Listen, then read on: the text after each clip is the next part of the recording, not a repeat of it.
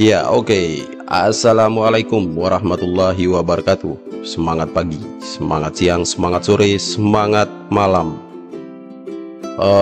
Masih bersama saya di channel Mr. Alfi Banda, berkarya untuk berdampak.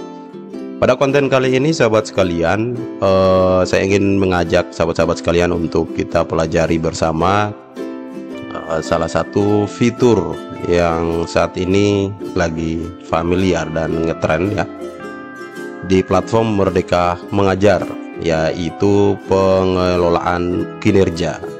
Nah, sahabat sekalian, pada vlog video saya sebelumnya, di vlog 1 sudah saya jelaskan seperti apa garis-garis besar pada Perdirjen 7607.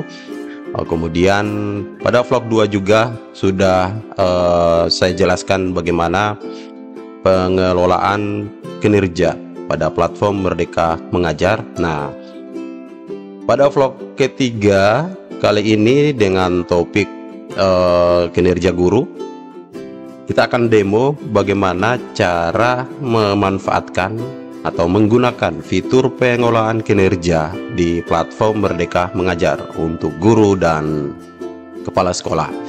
Nah, pada video ini kita akan fokus bagaimana membuat perencanaan bagi guru ya melalui fitur pengelolaan kinerja.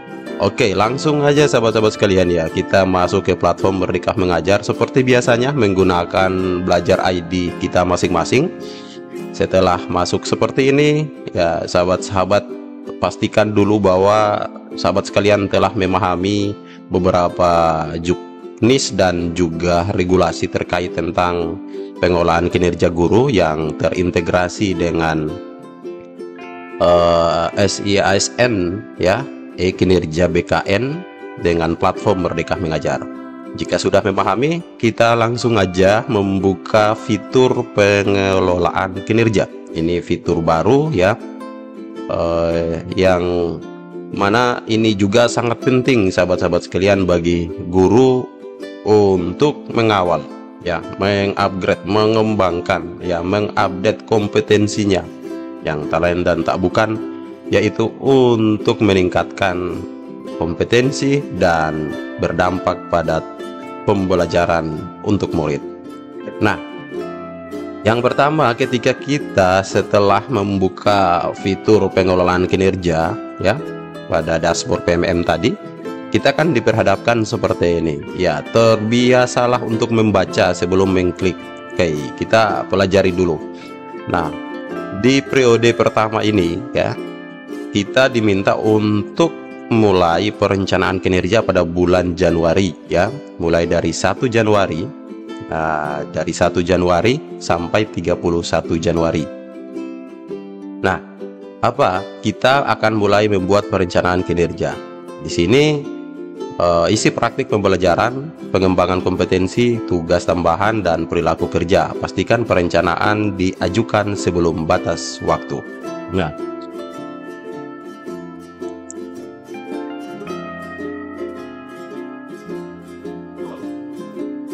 setelah itu sahabat-sahabat sekalian ya, di bagian bawah ini ada alur pengelolaan kinerja.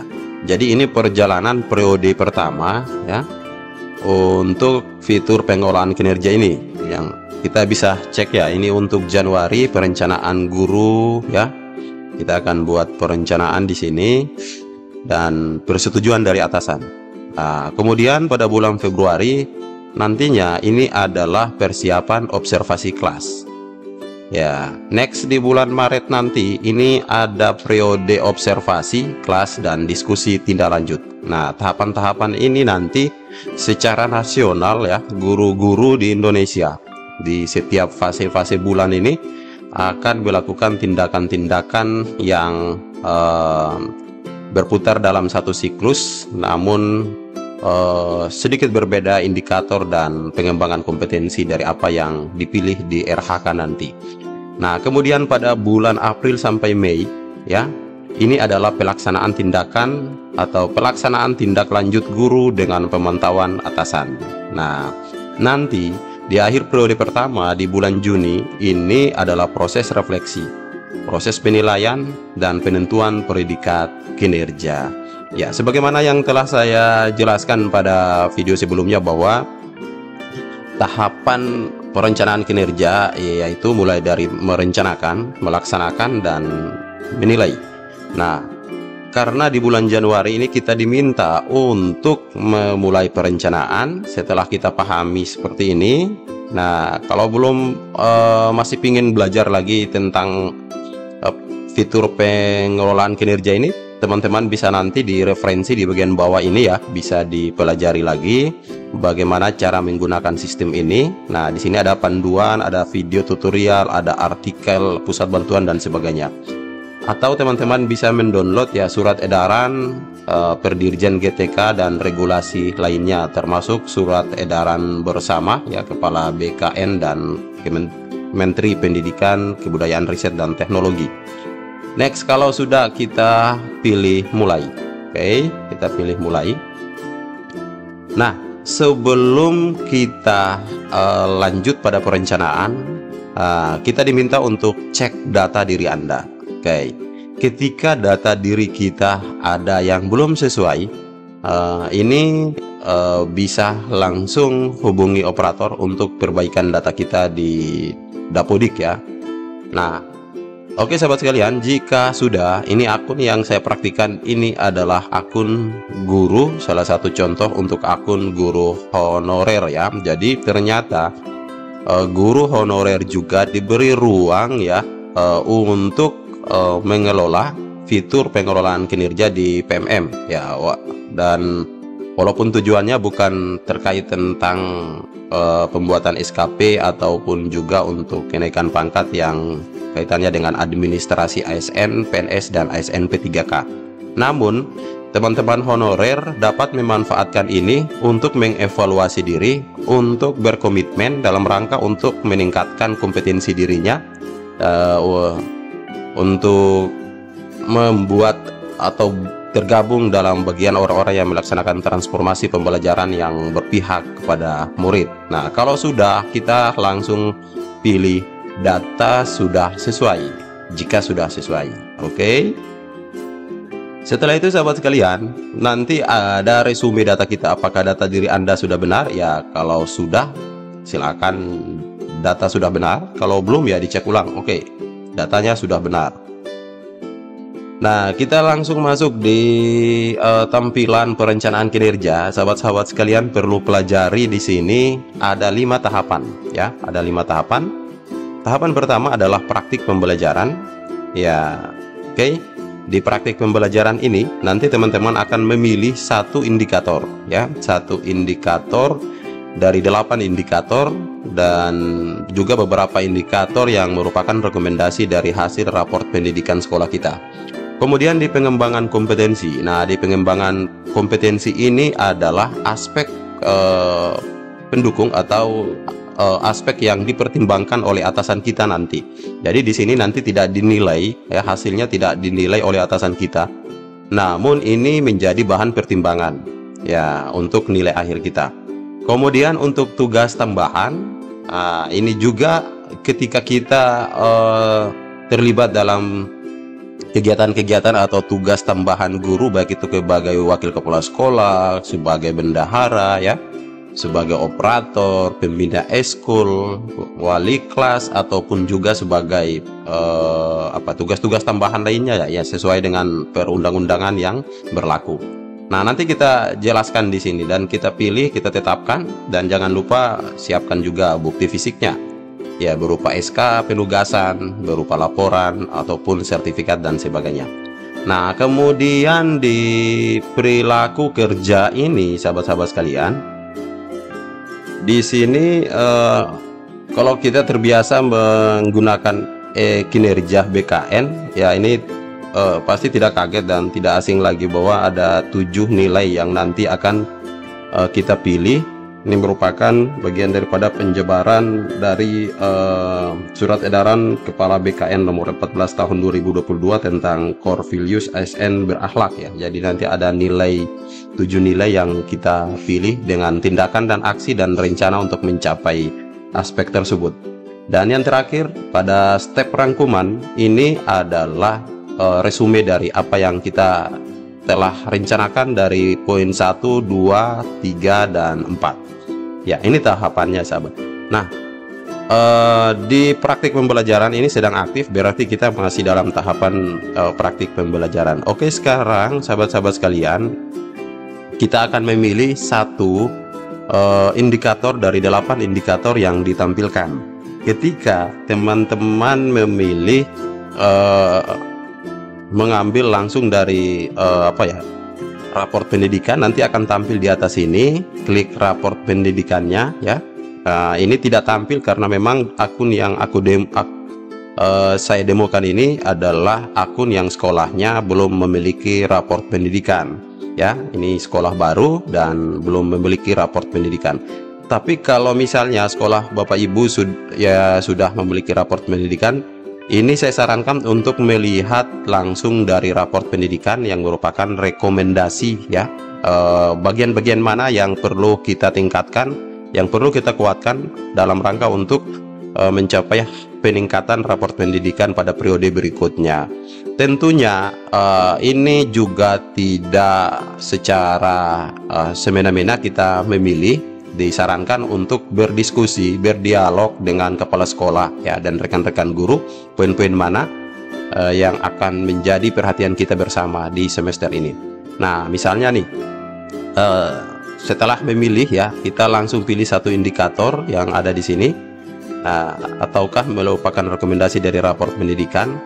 Nah, misalnya ini akun ini akan berusaha untuk meningkatkan kompetensi dirinya, kinerjanya, yaitu pada aspek ekspektasi pada peserta didik. Ya, kita bisa baca dulu sub indikatornya ini.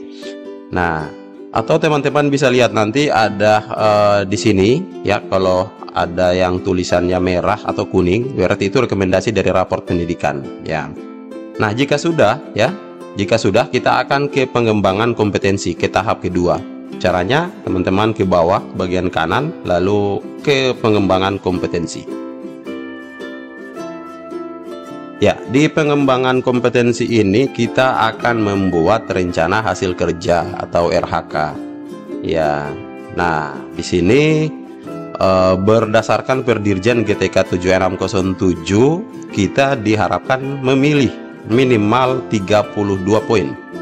Ya, nah ini 32 poin, tapi poin ini masih 0 ya. Poin saya ini masih 0 karena belum memilih. Nah, ini nanti kalau sudah terpenuhi, maka ini tidak berwarna merah. Ini karena masih 0, belum terpenuhi. Jika kurang, mohon diskusikan dengan atasan Anda. Jika lebih, ekspektasi atasan akan semakin lebih baik juga. Ya, nah, jika lebih daripada 32 itu akan lebih baik sahabat sekalian ya. Tapi kalau kurang, nanti akan dipantau juga oleh atasan kita.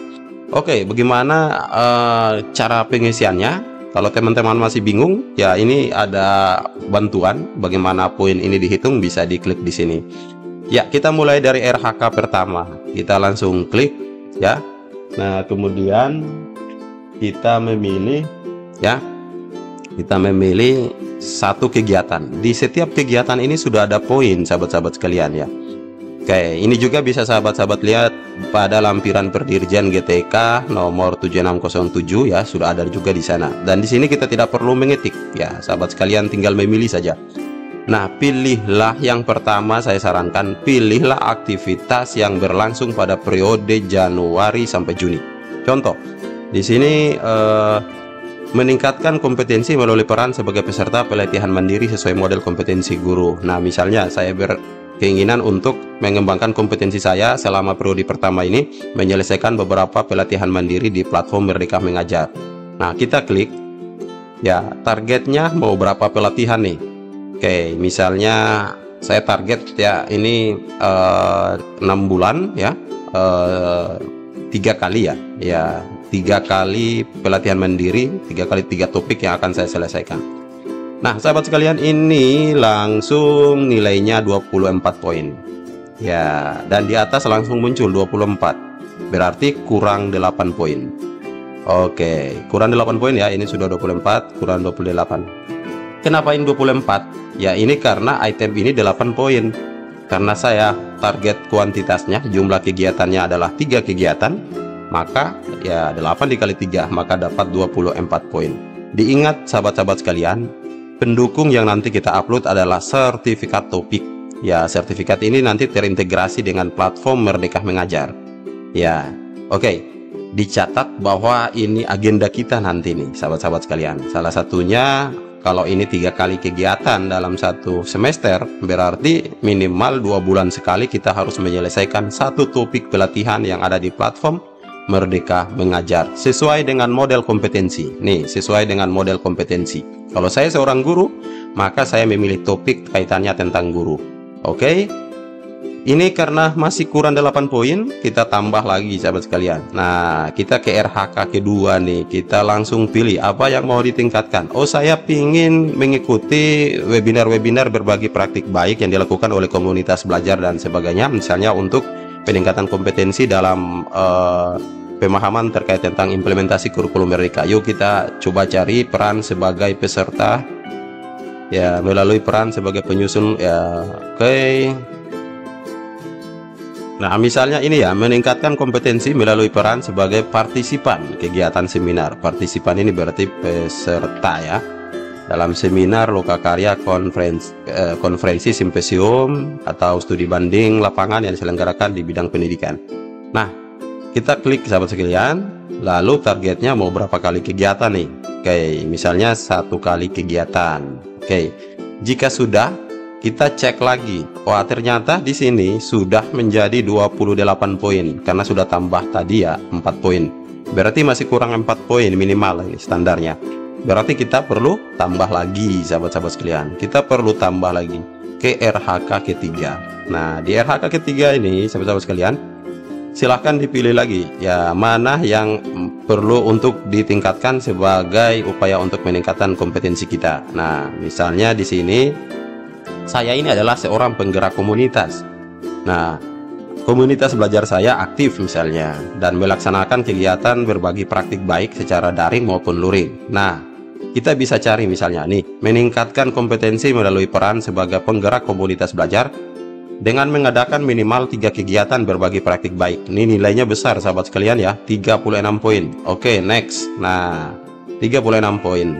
Jadi ini targetnya langsung 1 semester karena ini secara otomatis ya, tidak bisa kita atur target kuantitasnya. Oke, kita cek poinnya sudah berapa. Ya, poinnya sudah 64 ya sahabat sekalian ya. Ini luar biasa, sudah melebihi ekspektasi sebenarnya. Nah, jika ingin ditambahkan lagi ya silahkan, tapi perlu ada tanda kutipnya nih. Tanda kutipnya apa? Saya harus siapkan bukti dukung. Oke. Nah, bagi teman-teman yang sedang mengikuti pendidikan guru penggerak, ya ini kita diberi porsi yang cukup besar sekali. Nah, pilih tambah. Oke, RHK-nya teman-teman turun yang paling bawah, ini 128 poin, yaitu peran sebagai peserta program pelatihan dan pendidikan jangka pendek atau menengah pada bidang kepemimpinan dan bidang teknis yang relevan ya, seperti pendidikan guru penggerak atau pelatihan manajerial kepala sekolah. Nah, ini poinnya 128. Tapi bagi kawan-kawan yang telah lulus sertifikat, misalnya gini, saya guru penggerak angkatan 1, sertifikatnya itu tahun 2021, ya tidak bisa lagi dipakai. Ini adalah kegiatan yang mau dilaksanakan dan bukti dukungnya itu bisa terbit antara Januari sampai Juni ya. Dan bagi teman-teman yang sedang misalnya di angkatan berapa nih, lagi jalan angkatan 9 misalnya, diperkirakan nanti pada bulan Maret atau April contoh misalnya akan selesai. Berarti teman-teman bisa pastikan bahwa dalam semester ini akan dapatkan sertifikatnya, bukti dukungnya, maka ini bisa dipakai. Dan kalau ini tidak bisa terlewati sampai bulan Juni, ini nanti di periode 2 aja baru kita masukkan. Oke, ini saya hapus. Ini karena nilainya sudah 64 sahabat sekalian. Kita langsung ke tahap berikut ya. Nah, tugas tambahan. Oke, kita ke tugas tambahan, kita klik ke tugas tambahan. Ya, dalam tugas tambahan ini teman-teman silahkan menyesuaikan diri kita sesuai dengan tugas tambahan yang diberikan oleh atasan kita di sekolah. Tentunya kita harus siapkan juga bukti dukung atau apa ya, surat tugas, sertifikat atau laporannya ya. Oke, silakan. Nah, ini teman-teman bisa lihat beberapa regulasi ada di sini yang menyangkut tentang aturan tambahan dan tugas tambahan, karena ini ada jam ya, ada jam yang diberikan atas guru yang diberi tugas tambahan ya. Nah, ini perlu saya jelaskan ya, Kak, teman-teman SD, guru-guru SD bisa lihat seperti ini, karena tidak semua tugas tambahan itu berlaku di semua jenjang ya. Misalnya wakil kepala sekolah tidak ada di SD. Nah, cara memudahkan, cara yang mudah itu teman-teman bisa lihat, kalau didahului dengan kata hanya untuk, berarti itu ini untuk SMP, SMA, dan SMK aja. SD tidak berlaku untuk tugas tambahan ini. Kalau misalnya tertulis semua jenjang, berarti dari SD sampai SMA ya. Oke. Nah, hanya untuk SMP semua jenjang. Oke, misalnya saya memilih di sini saya diberi tugas tambahan sebagai pembina ekskul. Oke. Atau saya sebagai operator dapodik. Nah, teman-teman nanti bisa pilih sesuai dengan keadaan. Ini saya contohkan satu aja. Ya, bukti dukungnya apa? Nih bukti dukungnya sahabat sekalian. Laporan disertai surat keputusan atau surat tugas. Ingat, ini bukan surat tugas saja, tapi ada laporannya ya, yang harus dibuat oleh pembina ekskul ini. Kalau dia seorang pembina ekskul pramuka, berarti ada laporannya tentang aktivitas kegiatan pramuka selama 1 semester ya. Kalau masih ada lagi ya silakan ditambahkan lagi ya. Kalau sudah cukup ya, kita langsung ke perilaku kerja. Nah, di step yang keempat ya, caranya di bawah kanan ya, kita langsung ke perilaku kerja. Oke, nah tadi sudah saya jelaskan bahwa di perilaku kerja ini adalah ada 7 aspek berakhlak ya, core values yang akan kita tetapkan dalam 1 semester ini. Yang pertama, saya contohkan berorientasi pelayanan. Nah, apa perilaku yang paling ingin Anda fokuskan di tahun ini terkait tentang berorientasi pada pelayanan? Di sini teman-teman tidak perlu mengetik ya, ini sudah langsung ada. Nah, contoh saya berupaya untuk melakukan perbaikan terus-menerus terhadap kompetensi dan perilaku kerja saya. Nah, untuk memenuhi indikator perilaku ini, nah di bawah ini sahabat sekalian, bagaimana Anda akan menerapkan perilaku tersebut dalam kehidupan sehari-hari. Nah, di sini aksi tindakannya ya. Misalnya di sini karena ini melakukan perbaikan terus-menerus terhadap kompetensi ya, saya berupaya memperluas wawasan kualitas pelayanan. Oke, contoh. Lanjut lagi di akuntabel. Apa yang perlu dan yang paling ingin difokuskan pada aspek akuntabel? Oke. Melaksanakan tugas dengan jujur dan tanggung jawab. Ini saya contohkan aja ya sahabat-sahabat sekalian, biar videonya tidak terlalu lama ya. Teman-teman perlu baca dulu, tidak harus mengikuti dan langsung klik-klik aja ya. Oke. Nah, melaksanakan tugas dengan jujur. Misalnya ini memenuhi janji dan komitmen terkait pekerjaan. Nah, di kompeten, misalnya di sini melaksanakan tugas dengan kualitas terbaik atau belum mampu atau menunjukkan penguasaan kompetensi memadai dalam melakukan kerja. Ya, bagaimana cara memenuhinya? Ya, berdiskusi dengan rekan kerja, misalnya ini. Ya, dengan peserta didik, guru lainnya, masyarakat, dunia kerja untuk mencari solusi.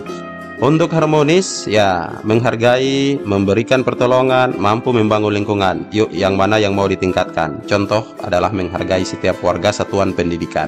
Nah, bagaimana cara meningkatkannya? Ya, misalnya menjaga hubungan yang baik dengan rekan kerja, atasan, peserta didik, dan stakeholder lainnya. Nah, pada loyal, apa yang mau ditingkatkan? Memegang teguh moral, menjaga nama baik satuan pendidikan, menjaga informasi yang bersifat sensitif. Ya, misalnya menjaga nama baik satuan pendidikan, guru, dan peserta didik. Kemudian bagaimana Anda upaya untuk meningkatkan indikator di atas? Sama lagi, ya, menyebarkan informasi positif tentang transformasi pembelajaran. Ya, sekali lagi ini perlu diteliti sahabat-sahabat sekalian, karena ini menyangkut perilaku kerja kita. Menyesuaikan diri secara cepat menghadapi dinamika pembelajaran di kelas. Oke, upaya untuk mencapai aspek beradaptasi, misalnya kolaboratif ya, untuk kolaboratif bekerja sama secara terbuka misalnya. Terus bagaimana cara meningkatkannya ya, bersinergi dengan peserta didik, rekan guru, masyarakat, atau mengajukan diri secara sukarela, atau mengakui saat berbuat kesalahan, bersedia meminta maaf. Oke, misalnya seperti ini. Nah, kalau sudah selesai semua sahabat sekalian, berarti kita sudah bisa pindah ke step terakhir, yaitu rangkuman. Nah, kita langsung aja ke rangkuman di kanan bawah. Apa yang ada di rangkuman ini? Di rangkuman ini adalah resume ya, resume atau kesimpulan dari apa yang kita kerjakan di step 1 sampai step 4. Kita bisa baca lagi, kita bisa baca, mungkin ada poin yang masih kurang, ataukah mungkin ada tugas tambahan yang belum terinput atau kelebihan, ataukah mungkin pada perilaku kerja ada yang mau diubah ya. Nah, kalau ada yang perlu diubah, teman-teman di bagian bawah masih bisa mengubah ya. Nah, masih bisa diubah sahabat-sahabat sekalian.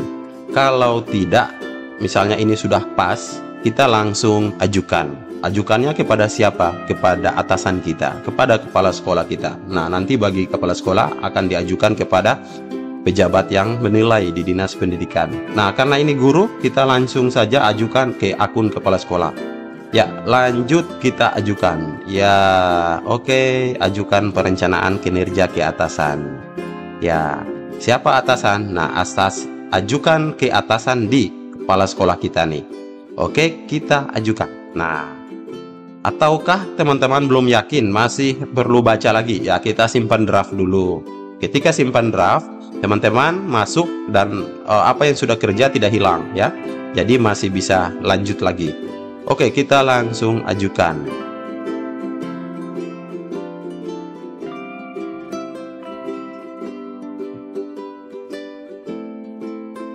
Ya, setelah teman-teman mengajukan, nah ini ada notifikasi, perlu dibaca. Diskusi dengan atasan, laporkan ke atasan bahwa teman-teman sudah mengajukan perencanaan agar dapat disetujui atau dapat ditelaah kembali oleh atasan kita. Persetujuan dan penyesuaian dari atasan berdasarkan diskusi, atasan lalu akan menyetujui dan memberi penyelesaian jika diperlukan. Jadi teman-teman, ketika kita ajukan ini, menurut atasan kita ya, ada yang perlu diperbaiki, ada yang perlu dilihat kembali, maka nanti itu dilakukan dengan dua cara ya. Satu dengan cara melalui sistem ya, atasan memperbaiki langsung dari sistem akun kepala sekolahnya. Yang kedua dengan cara berkomunikasi, berdialog ya. Dan dua cara ini harus jalan teman-teman. Jadi jangan satu cara aja, bahwa tiba-tiba atasan kita sudah belum menyetujui tapi ada perbaikan dan tidak diinformasikan kepada kita, dan tidak ada feedback kenapa ini begini, kenapa ini begitu. Jadi ini perlu ya membangun komunikasi yang baik. Lanjut ke kesepakatan, lalu laksanakan. Sepakati perencanaan yang disetujui oleh atasan, lalu Anda bisa langsung ke tahap berikutnya, yaitu pelaksanaan nantinya di bulan Februari. Oke, ini sudah selesai diajukan. Kita menunggu respon dari atasan kita sahabat sekalian. Apakah ada perbaikan, ataukah ada penambahan, atau ada yang dihapus. Nah, tentunya ini harus dibangun komunikasi yang baik. Terima kasih telah mengikuti video ini sampai selesai, semoga terbantu.